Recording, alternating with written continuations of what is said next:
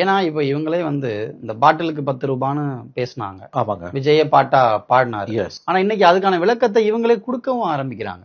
பாட்டிலுக்கு ஏன் 10 ரூபா வாங்குறாங்க தெரியுமா?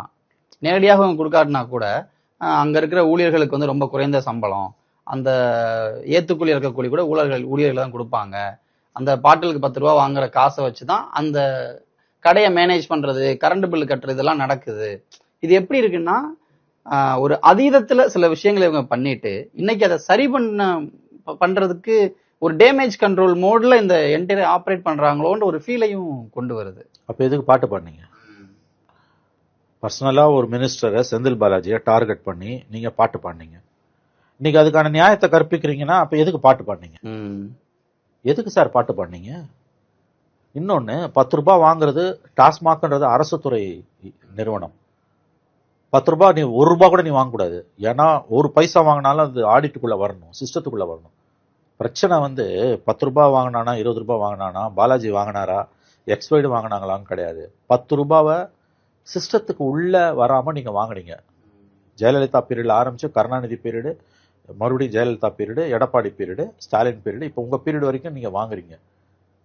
நம்ம இங்கே பேசியிருக்கோம். பிடிஆர் பழனிவேல் தியாகராஜன் 2022 மே மாசம் அதிகாரத்துக்கு வந்து ஓராண்டு கழித்து ஒரு நிகழ்ச்சியில பேசும்போது கிட்டத்தட்ட 20,000 கோடி ரூபாய்க்கு மேல வந்து டாஸ்மாக் உள்ள வர வேண்டிய பணம் வெளியில சுத்துதுன்னு பேசினார். நம்ம பல தடவை பேசியிருக்கோம். அதை ஆமா, நமக்கு இன்டர்வியூ கொடுத்தாரு, டிபேட்டுக்கு இன்டர்வியூ கொடுத்தாரு. நம்ம நீங்களும் நானும் பேசும்போது கூட வந்து நான் பல தடவை அதை சொல்லியிருக்கேன். 20,000 கோடி ரூபாய் சிஸ்டத்துக்கு வெளியில போகுதுன்றது எவ்வளவு அவலமான விஷயம், எவ்வளவு ஆபத்தான விஷயம். இப்ப பிரச்சனை அதுதான். செந்தில் பாலாஜின்ற தனி நபரோ 10 ரூபாய் பாட்டில்னு பாட்டு பாடுறதோ கிடையாது. சிஸ்டத்துக்கு வெளியில அன்னைக்கு 20,000 கோடினா இன்னைக்கு எனக்கு தெரிஞ்சு 30,000 கோடி மேல இருக்கும் சார். 10 ரூபாய் ஒரு பாட்டிலுக்குன்னா 1 கோடி பேர் குடிக்கிறான்றாங்க ஒரு நாளைக்கு. 10 கோடி ரூபாய் ஜெனரேட் ஆகுது கன்சர்வேட்டிவ் எஸ்டிமேட்ல. ஒரு மாதத்துக்கு 300 கோடி ரூபாய், ஆண்டுக்கு 3,600 கோடி ரூபாய், 3,000 கோடினு வைங்க ரஃபா. 5 ஆண்டுகளுக்கு 15,000 கோடி ரூபாய் எங்க போச்சு? யார் பாக்கெட்டுக்கு போச்சு? இதுதான் சிக்கல். செய்கூலி இல்ல, நாங்க ஏத்தி இறக்குறவனுக்கு காசு கொடுக்கணும், 10 ரூபாய் வாங்குறேன்னு அப்சல்யூட் நான்சென்ஸ். சிஸ்டத்துக்குள்ள வர வேண்டிய பணத்தை நீ வெளியில எங்க எவன் பாக்கெட்டுக்கு போகுதுன்னு தெரியாம அதை நியாயப்படுத்தி இந்த மந்திரிங்க, தாவேகா மந்திரிங்க பேசுறாங்க அப்படின்னா இதைத்தானே அவங்க பண்ணாங்க. செந்தில் பாலாஜி இதை தானே பண்ணாரு. அப்ப செந்தில் பாலாஜியை குறை சொல்றதுக்கு உங்களுக்கு என்ன தார்மீக உரிமை இருக்கு?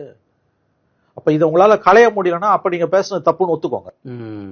அவ்வளவு பெரிய சார்ஜை வச்சது இல்லையா, நாங்க இப்பதான் உண்மையா புரிஞ்சுக்கிச்சுன்னு ஒத்துக்கோங்க. எங்களுக்கு இப்பதாங்க உண்மை புரியுதுன்னு அந்த நேர்மையாவது உங்களுக்கு இருக்கணும் இல்லையா? ஆச்சி மசாலா எந்த சமையலும் ரூபாய்